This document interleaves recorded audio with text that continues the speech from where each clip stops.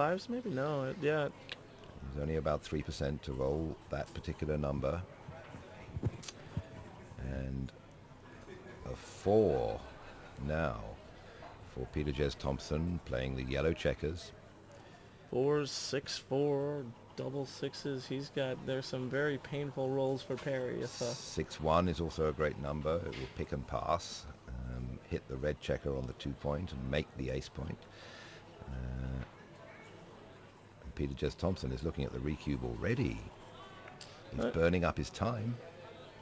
He's leading Perry in time right now, and that's, I think, why he was playing so fast, so he could have some time to ponder these. He's down 1-2 in a 7-point match. A big swing if this turns into a 4 cube. And it does turn into a 4 cube. And I'm sure this is a correct take. And there's the 4-5.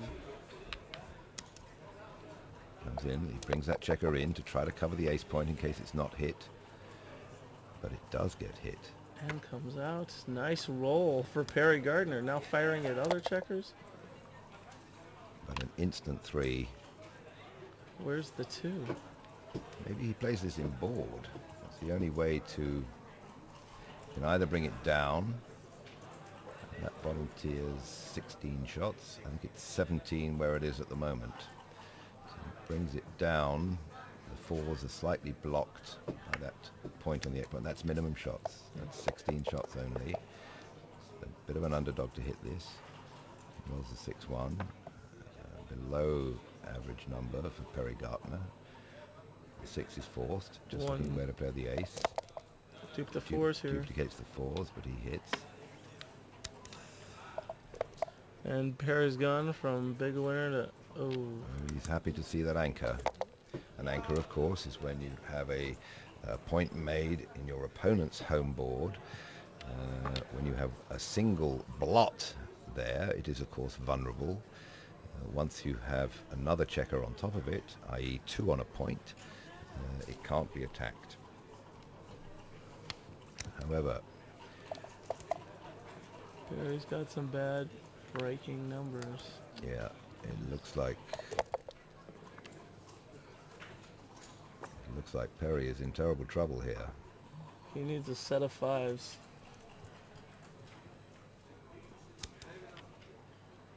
A set of 5s, Carter? Sure, why not? Call for the big joker. 6s don't help.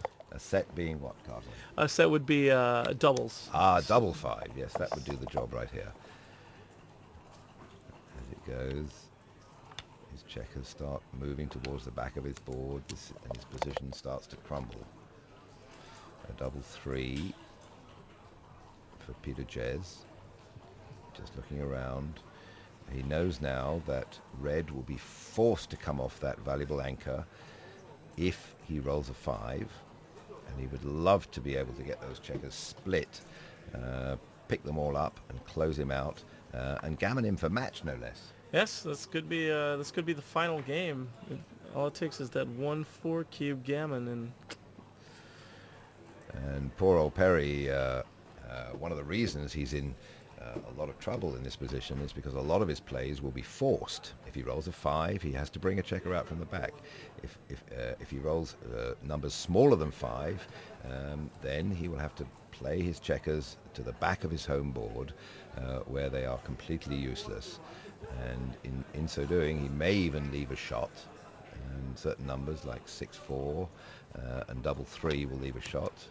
No, they're not anymore, because Peter Jez has decided to come out and block 5-6, 4-2. There's one of the numbers that would have left a shot. But Peter probably didn't want to get hit there. You know, he could stay on the roof against a 4-point board. As it went, he would have hit back.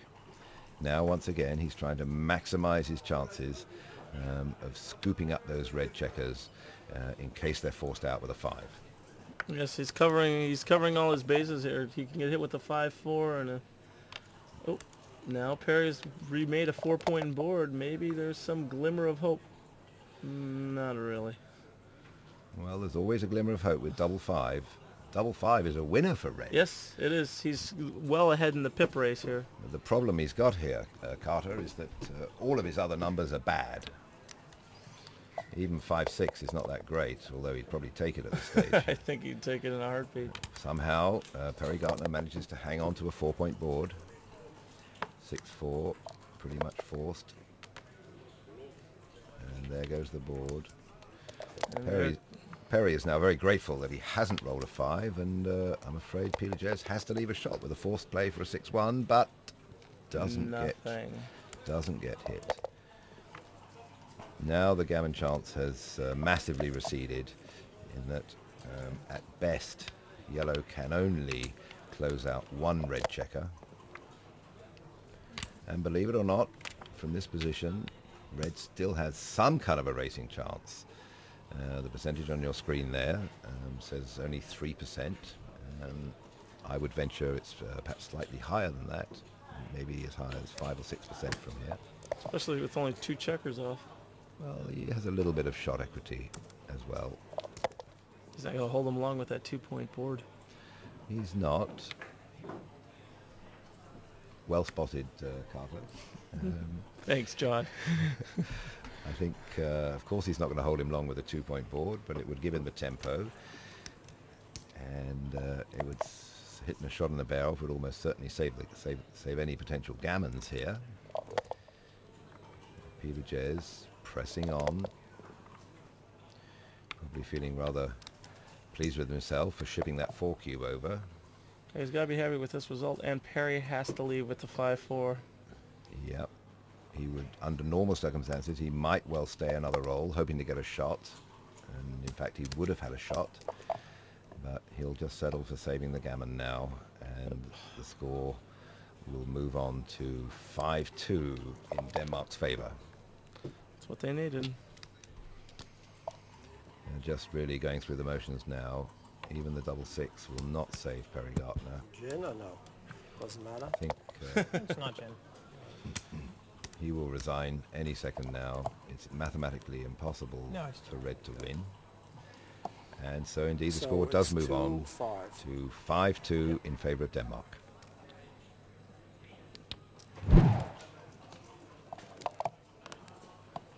And this is the moment where Peter Jez Thompson sends the match into a 9-point deciding shootout. Perry Gartner cubed early in the game, a typical all-in move at that match score, and Peter Jez turned that game around to even up the overall contest. Thank you.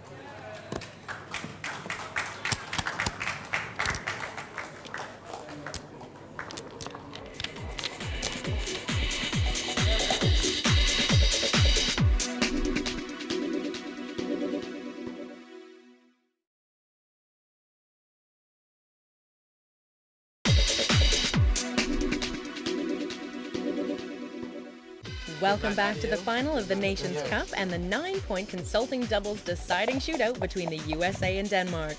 So joining Peter Jez Thompson is Xander Lilloff, a rapidly rising Danish star.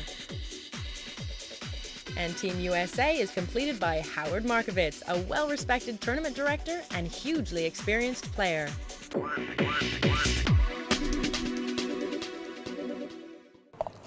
The score has moved on to 3-all between Denmark and the USA, and they're in a critical bear-off position here with yellow holding a 2 cube. Carter, who's favourite here? Well, Tom, Peter Jez and Sander, I think, are the slight favourites right now.